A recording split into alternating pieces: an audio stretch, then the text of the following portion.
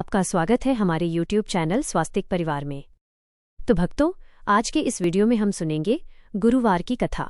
तो चलिए शुरू करते हैं। भक्तों, समय की बात है, भारतवर्ष में एक प्रतापी और दानी राजा राज्य करता था। वह नित्य गरीबों और ब्राह्मणों की सहायता करता था। ये बात उसकी रानी को अच्छी नहीं लगती थी। वह न ही गरीबों को दान देती, न ही भगवान का पूजन करती थी और राजा को भी दान देने से मना किया करती थी। एक दिन राजा शिकार खेलने वन को गए हुए थे तो रानी महल में अकेली थी।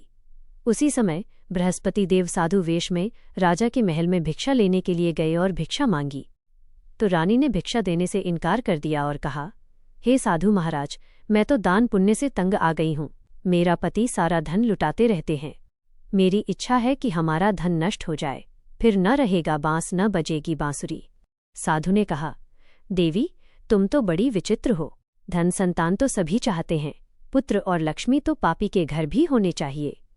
यदि तुम्हारे पास अधिक धन है तो भूखों को भोजन दो, प्यासों के लिए प्याऊ बनवाओ, मुसाफिरों के लिए धर्मशालाएं खुलवाओ। जो निर्धन अपनी कुंवारी कन्याओं का विवाह नहीं कर सकते, उनका विवाह करा दो। ऐसे और कई काम हैं जिनके करने से तुम्हारा यश लोक और परलोक में फैलेगा। परंतु रानी पर उपदेश का कोई प्रभाव नहीं पड़ा। वो बोली, महाराज, आप मुझे कुछ न समझाएं। मैं ऐसा धन नहीं चाहती जो हर जगह बांटती फिरूं। साधु ने उत्तर दिया, यदि तुम्हारी ऐसी इच्छा है तो तथास्तु। तुम ऐसा करना कि बृहस्पतिवार को घर लीप कर पीली मिट्टी से अपना सिर धोकर स्नान करना, भट्टी चढ़ाकर कपड़े धोना।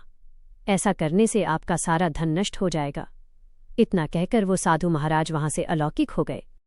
और साधु के अनुसार कही बातों को पूरा करते हुए रानी को केवल 3 बृहस्पतिवार ही बीते थे कि उसकी समस्त धन संपत्ति नष्ट हो गई। भोजन के लिए राजा का परिवार तरसने लगा। तब एक दिन राजा ने रानी से बोला कि, हे रानी, तुम यहीं रहो, मैं दूसरे देश को जाता हूँ, क्योंकि यहाँ पर सभी लोग मुझे जानते हैं, इसलिए मैं कोई छोटा कार्य नहीं कर सकता। ऐसा कहकर राजा परदेश चला गया। वहाँ वह जंगल से लकड़ी काट कर लाता और शहर में बेचता था। इस तरह वह अपना जीवन व्यतीत करने लगा। इधर राजा के परदेश जाते ही रानी और दासी दुखी रहने लगी। एक बार जब रानी और दासी को 7 दिन तक बिना भोजन के रहना पड़ा तो रानी ने अपनी दासी से कहा, हे दासी, पास ही के नगर में मेरी बहन रहती है। वह बड़ी धनवान है। तू उसके पास जा और कुछ लेकर आ, ताकि थोड़ा बहुत गुजार बसार हो सके। रानी की दासी बहन के पास गई। उस दिन गुरुवार था और रानी की बहन उस समय बृहस्पतिवार व्रत की कथा सुन रही थी। दासी ने रानी की बहन को अपनी रानी का संदेश दिया, लेकिन रानी की बड़ी बहन ने कोई उत्तर नहीं दिया। जब दासी को रानी की बहन से कोई उत्तर नहीं मिला तो वो बहुत दुखी हुई और उसे क्रोध भी आया। दासी ने वापस आकर रानी को सारी बात बता दी। सुनकर रानी ने अपने भाग्य को कोसा। उधर रानी की बहन ने सोचा कि मेरी बहन की दासी आई थी, परंतु मैं उससे नहीं बोली, इससे वो बहुत दुखी हुई होगी। कथा सुनकर और पूजन समाप्त करके वो अपनी बहन के घर आई और कहने लगी, हे बहन, मैं बृहस्पतिवार का व्रत कर रही थी। तुम्हारी दासी मेरे घर आई थी, परंतु जब तक कथा होती है तब तक न तो उठते हैं और न ही बोलते हैं, इसलिए मैं नहीं बोली। कहो, दासी क्यों गई थी? रानी बोली, बहन, तुमसे क्या छिपाऊं? हमारे घर में खाने तक को अनाज नहीं था। ऐसा कहते कहते रानी की आंखें भर आईं। उसने दासी समेत पिछले 7 दिनों से भूखे रहने तक की बात अपनी बहन को विस्तारपूर्वक सुना दी। रानी की बहन बोली, देखो बहन, भगवान बृहस्पति सबकी मनोकामना को पूर्ण करते हैं। देखो, शायद तुम्हारे घर में अनाज रखा हो। पहले तो रानी को विश्वास नहीं हुआ, पर बहन के आग्रह करने पर उसने अपनी दासी को अंदर भेजा तो उसे सचमुच अनाज से भरा एक घड़ा मिल गया। ये देखकर दासी को बड़ी हैरानी हुई। दासी रानी से कहने लगी, हे रानी, जब हमको भोजन नहीं मिलता तो हम व्रत ही तो करते हैं, इसलिए क्यों न इनसे व्रत और कथा की विधि पूछ ली जाए, ताकि हम भी व्रत कर सकें। तब रानी ने अपनी बहन से बृहस्पतिवार व्रत के बारे में पूछा। उसकी बहन ने बताया, बृहस्पतिवार के व्रत में चने की दाल और मुनक्का से विष्णु भगवान का केले की जड़ में पूजन करें तथा दीपक जलाएं, व्रत कथा सुने और पीला भोजन ही करें। इससे बृहस्पति देव प्रसन्न होते हैं। और व्रत और पूजन विधि बताकर रानी की बहन अपने घर को लौट गई। 7 दिन के बाद जब गुरुवार आया तो रानी और दासी ने व्रत रखा। घुड़साल में जाकर चना और गुड़ लेकर आईं। फिर उससे केले की जड़ तथा विष्णु भगवान का पूजन किया। अब पीला भोजन कहाँ से आए? इस बात को लेकर दोनों बहुत दुखी थी, क्योंकि उन्होंने व्रत रखा था, इसलिए बृहस्पति देव उनसे प्रसन्न थे। इसलिए वे एक साधारण व्यक्ति का रूप धारण करके 2 थालों में सुंदर पीला भोजन दासी को दे गए। भोजन पाकर दासी बहुत प्रसन्न हुई और फिर रानी के साथ मिलकर भोजन ग्रहण किया। उसके बाद वे सभी गुरुवार को व्रत और पूजन करने लगीं। बृहस्पति भगवान की कृपा से उनके पास फिर से धन संपत्ति आ गई, परंतु रानी फिर से पहले की तरह आलस्य करने लगी। तब दासी बोली, देखो रानी, तुम पहले भी इस प्रकार आलस्य करती थी, तुम्हें धन रखने में कष्ट होता था, इस कारण सभी धन नष्ट हो गया, और अब जब भगवान बृहस्पति की कृपा से धन मिला है तो तुम्हें फिर से आलस्य होता है। रानी को समझाते हुए दासी कहती है कि बड़ी मुसीबतों के बाद हमने ये धन पाया है, इसलिए हमें दान पुण्य करना चाहिए, भूखे मनुष्यों को भोजन कराना चाहिए और धन को शुभ कार्यों में खर्च करना चाहिए, जिससे तुम्हारे कुल का यश बढ़ेगा, स्वर्ग की प्राप्ति होगी और पितृ प्रसन्न होंगे। दासी की बात मानकर रानी अपना धन शुभ कार्यों में खर्च करने लगी, जिससे पूरे नगर में उसका यश फैलने लगा। उधर एक दिन राजा दुखी होकर जंगल में एक पेड़ के नीचे आसन जमाकर बैठ गया। वह अपनी दशा को याद करके व्याकुल होने लगा। बृहस्पतिवार का दिन था। एकाएक उसने देखा कि निर्जन वन में एक साधु प्रकट हुए। वह साधु वेश में स्वयं बृहस्पति देवता थे। लकड़हारे के सामने आकर बोले, हे लकड़हारे, इस सुनसान जंगल में तू इतना चिंतामग्न क्यों बैठा है? लकड़हारे ने दोनों हाथ जोड़कर प्रणाम किया और उत्तर दिया, महात्मा जी, आप सब कुछ जानते हैं, मैं क्या कहूँ? यह कहकर रोने लगा और साधु को अपनी आत्मकथा सुनाई। महात्मा जी ने कहा, तुम्हारी स्त्री ने बृहस्पतिवार के दिन बृहस्पति भगवान का निरादर किया है, जिसके कारण रुष्ट होकर उन्होंने तुम्हारी ये दशा कर दी। अब तुम चिंता को दूर करके मेरे कहने पर चलो तो तुम्हारे सब कष्ट दूर हो जाएंगे और भगवान पहले से भी अधिक संपत्ति देंगे। तुम बृहस्पति के दिन कथा किया करो। 2 पैसे के चने मुनक्का लाकर उसका प्रसाद बनाओ और शुद्ध जल से लोटे में शक्कर मिलाकर अमृत तैयार करो। कथा के पश्चात अपने सारे परिवार और सुनने वाले प्रेमियों में अमृत व प्रसाद को बांटकर खुद भी ग्रहण करो। ऐसा करने से भगवान तुम्हारी सब मनोकामनाएं पूरी करेंगे। साधु के ऐसे वचन सुनकर लकड़हारा बोला, हे प्रभु, मुझे लकड़ी बेचकर इतना पैसा नहीं मिलता जिससे भोजन के उपरांत कुछ बचा सकूं। मैंने रात्रि में अपनी स्त्री को व्याकुल देखा है। मेरे पास कुछ भी नहीं जिससे मैं उसकी खबर मंगा सकूं, और फिर मैं बृहस्पति देव की क्या कहानी सुनूं? मुझको तो कुछ भी मालूम नहीं है। साधु ने कहा, हे लकड़हारे, तुम किसी बात की चिंता मत करो। बृहस्पतिवार के दिन तुम रोजाना की तरह लकड़ियां लेकर शहर को जाओ। तुमको रोज से दुगना धन प्राप्त होगा, जिससे तुम भली भांति भोजन कर लोगे और बृहस्पति देव की पूजा का सामान भी आ जाएगा। बृहस्पति देव की कथा इस प्रकार है, सुनो। प्राचीन काल में एक ब्राह्मण रहता था। वह बहुत निर्धन था। उसकी कोई संतान नहीं थी। उसकी स्त्री बहुत मलिनता के साथ रहती थी। वह स्नान नहीं करती, किसी देवता का पूजन नहीं करती। इससे ब्राह्मण देवता बड़े दुखी थे। बेचारे बहुत कुछ कहते थे, किंतु उसका कुछ परिणाम नहीं निकला। भगवान की कृपा से ब्राह्मण की स्त्री के कन्या रूपी रत्न पैदा हुआ। कन्या बड़ी होने पर प्रातः स्नान करके विष्णु भगवान का जाप और बृहस्पतिवार का व्रत करने लगी। अपने पूजन पाठ को समाप्त करके विद्यालय जाती तो अपनी मुट्ठी में जौ आती और पाठशाला के मार्ग में डालती जाती। तब ये जौ स्वर्ण के हो जाते तो लौटते समय उनको बिनकर घर ले आती। एक दिन वो बालिका सूप में उस सोने की जौ को फटक कर साफ कर रही थी कि उसके पिता ने देख लिया और कहा, हे बेटी, सोने की जौ के लिए सोने का सूप होना चाहिए। दूसरे दिन बृहस्पतिवार था। इस कन्या ने व्रत रखा और बृहस्पति देव से प्रार्थना करके कहा, मैंने आपकी पूजा सच्चे मन से की है, तो मेरे लिए सोने का सूप दे दो। बृहस्पति देव ने उसकी प्रार्थना स्वीकार कर ली। रोजाना की तरह वो कन्या जौ फैलाती हुई जाने लगी। जब लौटकर जौ बिन रही थी तो बृहस्पति देव की कृपा से सोने का सूप मिला। उसे वह घर ले आई और उसमें जौ साफ करने लगी, परंतु उसकी माँ का वही ढंग रहा। एक दिन की बात है कि वह कन्या सोने के सूप में जौ साफ कर रही थी। उस समय उस शहर का राजपुत्र वहां से होकर निकला। इस कन्या के रूप और कार्य को देखकर मोहित हो गया और अपने घर आकर भोजन और जल त्याग कर उदास होकर लेट गया। राजा को इस बात का पता लगा तो अपने प्रधानमंत्री के साथ उसके पास गए और बोले, हे बेटा, तुम्हें किस बात का कष्ट है? किसी ने तुम्हारा अपमान किया है अथवा और कोई कारण हो सो कहो, मैं वही कार्य करूंगा जिससे तुम्हें प्रसन्नता हो। अपने पिता की राजकुमार ने बातें सुनी तो वह बोला, मुझे आपकी कृपा से किसी बात का दुख नहीं है। किसी ने मेरा अपमान नहीं किया है, परंतु मैं उस लड़की से विवाह करना चाहता हूं जो सोने के सूप में जौ साफ कर रही थी। ये सुनकर राजा आश्चर्य में पड़ गया और बोला, हे बेटा, इस तरह की कन्या का पता तुम ही लगाओ, मैं उसके साथ तेरा विवाह अवश्य ही करवा दूंगा। राजकुमार ने उस लड़की के घर का पता बताया। तब मंत्री उस लड़की के घर गए और ब्राह्मण देवता को सभी हाल बताया। ब्राह्मण देवता राजकुमार के साथ अपनी कन्या का विवाह करने के लिए तैयार हो गए तथा विधि विधान के अनुसार ब्राह्मण की कन्या का विवाह राजकुमार के साथ हो गया। कन्या के घर से जाते ही पहले की भांति उस ब्राह्मण देवता के घर में गरीबी का निवास हो गया। अब भोजन के लिए भी अन्न बड़ी मुश्किल से मिलता था। एक दिन दुखी होकर ब्राह्मण देवता अपनी पुत्री के पास गए। बेटी ने पिता की दुखी अवस्था को देखा और अपनी माँ का हाल पूछा। तब ब्राह्मण ने भी सभी हाल कहा। कन्या ने बहुत सा धन देकर अपने पिता को विदा कर दिया। इस तरह ब्राह्मण का कुछ समय सुखपूर्वक व्यतीत हुआ। कुछ दिन के बाद फिर वही हाल हो गया। ब्राह्मण फिर अपनी कन्या के यहाँ गया और सारा हाल कहा तो लड़की बोली, हे पिताजी, आप माताजी को यहाँ ले आओ, मैं उन्हें विधि बता दूंगी जिससे उनकी गरीबी दूर हो जाए।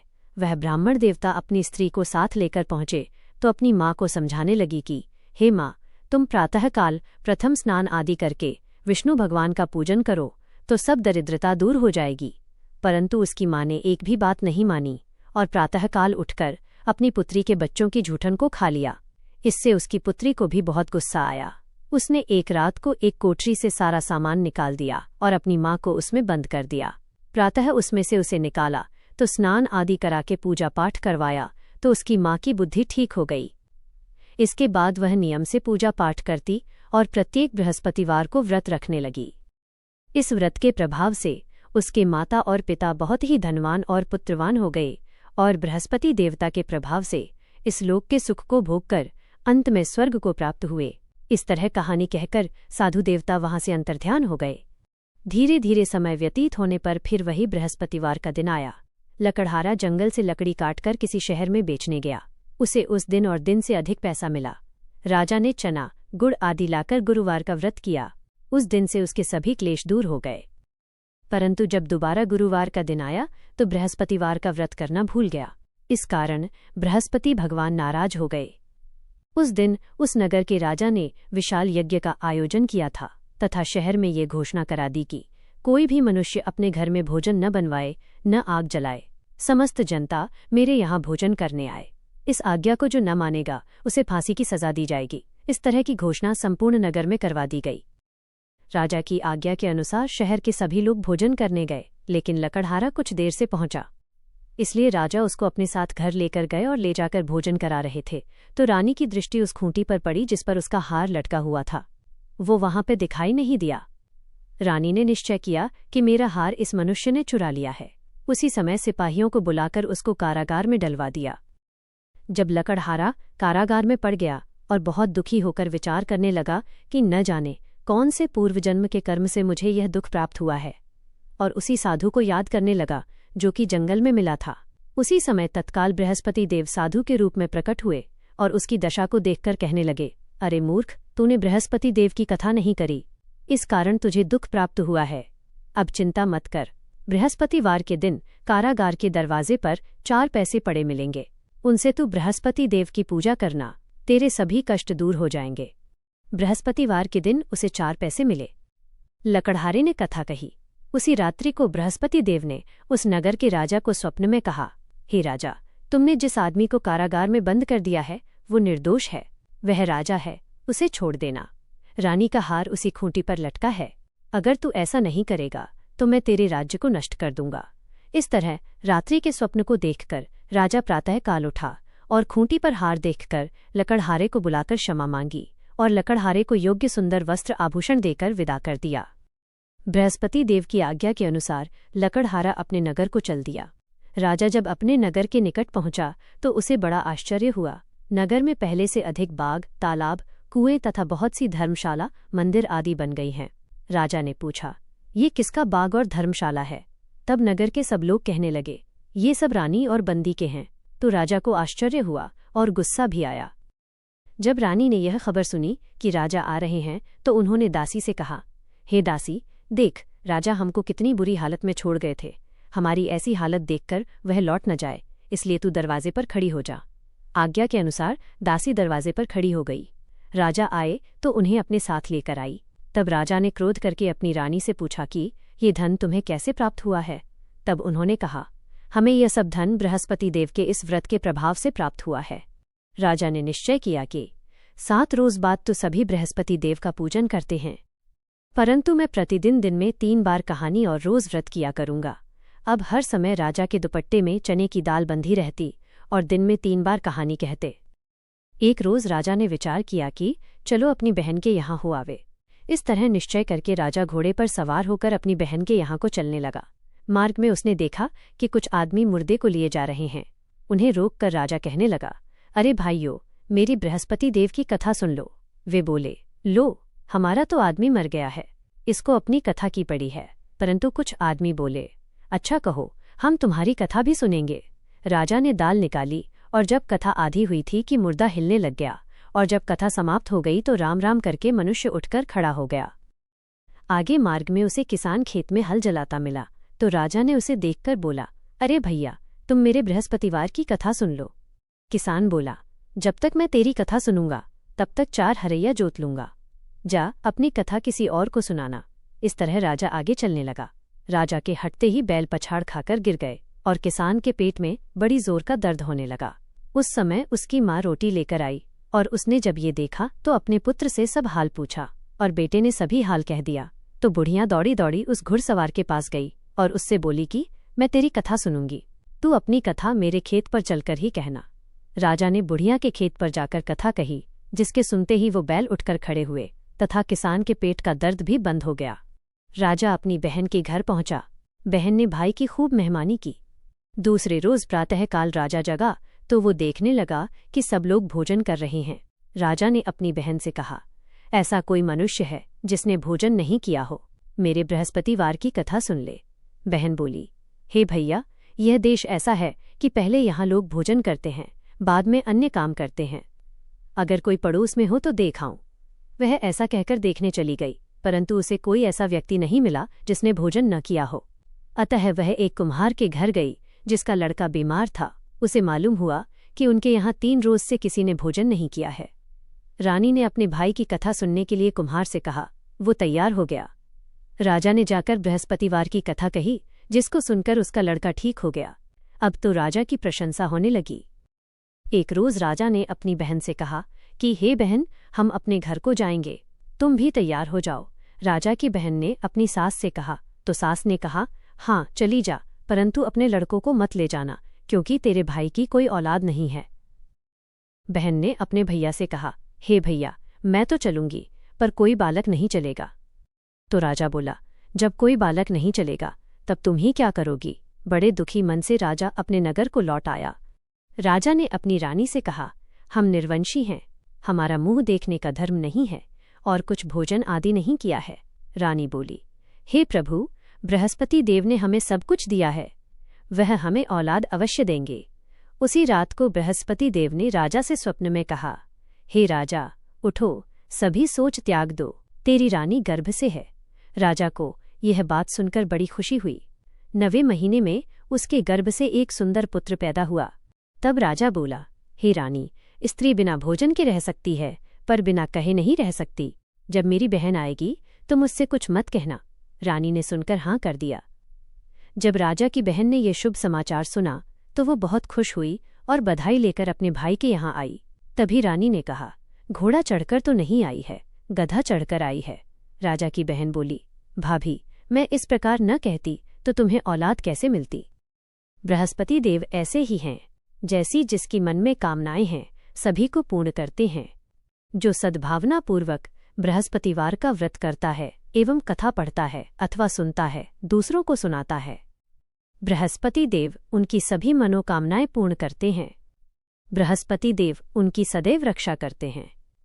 जो संसार में सद्भावना और सच्चे हृदय से बृहस्पति देव का पूजन करते हैं, उनकी सभी मनोकामनाएं उसी प्रकार पूर्ण होती है जैसे राजा और रानी ने बृहस्पति देव की कथा का गुणगान किया। उनकी सभी इच्छाएं बृहस्पति देव ने पूर्ण की। मनुष्य को हृदय से उनका मनन करते हुए जयकारा करना चाहिए। तो प्रेम से बोलिए, बृहस्पति देव की जय, विष्णु भगवान की जय, समस्त देवी देवताओं की जय। हमें आशा है कि आपको ये वीडियो पसंद आया होगा और इससे आपको हिंदू धर्म, व्रत त्योहारों और पूजा पाठ से संबंधित उपयोगी और नई जानकारी मिली होगी। यदि आपको हमारा वीडियो अच्छा लगा हो तो कृपया लाइक, शेयर और सब्सक्राइब अवश्य करें और घंटी का बटन दबाना न भूलें, ताकि आपको हमारे आने वाले हर नए धार्मिक वीडियो की सूचना सबसे पहले मिल सके।